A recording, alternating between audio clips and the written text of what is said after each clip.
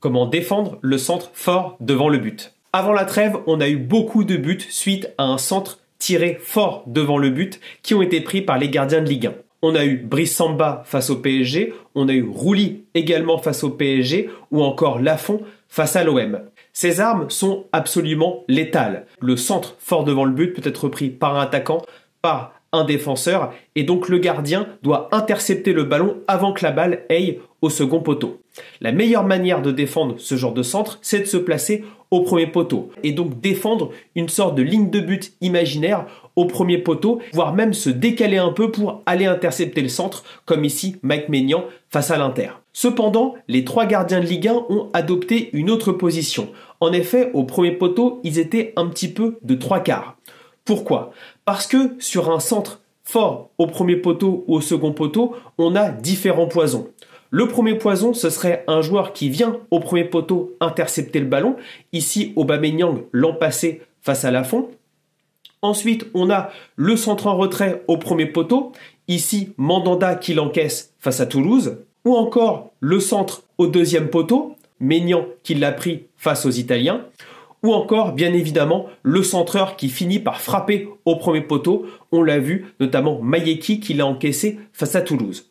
Donc, comment choisir entre la position de trois quarts et la position au premier poteau latéral ? Eh bien, c'est en prenant l'information tout d'abord de ce qui se passe au niveau du centreur, mais surtout ce qui se passe au niveau de la surface de réparation. Au niveau du centreur, c'est un peu binaire. C'est est-ce qu'il va centrer ou non ? Généralement, s'il est proche de la ligne de sortie de but, ça va forcément être un centre, donc on va pouvoir se décaler un peu. Et si on voit notamment qu'il a les yeux sur le ballon, on peut faire un pas supplémentaire pour être sûr peut-être qu'il ne voit pas notre intention. Cependant, on peut se faire avoir comme Maignan par exemple face aux Pays-Bas. Et surtout, regardez ce qui se passe dans la surface de réparation. En effet, et là on va prendre l'exemple absolument exceptionnel de Mike Maignan face à la Belgique lors de la dernière occasion. En effet, il voit qu'au premier poteau, sa défense va être en difficulté et donc se positionne pas au niveau latéral mais se positionne au niveau des trois quarts et au niveau du centre, il voit qu'il ne peut pas l'intercepter et vient fermer totalement le premier poteau pour empêcher le but.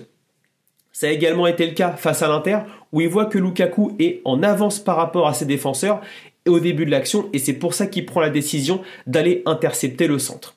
A l'inverse, si on prend l'exemple de Lafont, il n'a pas de danger au premier poteau et malheureusement il ne prend pas la décision de se mettre au premier poteau pour aller pousser au niveau latéral alors qu'il n'avait pas de danger au premier poteau. Je pense que c'est notamment le but qu'il avait pris face à Aubameyang qui l'avait un petit peu refroidi.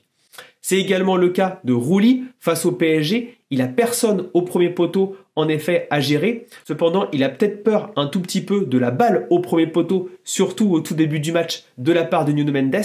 Et c'est pour ça qu'il ne décide pas d'aller intercepter le ballon.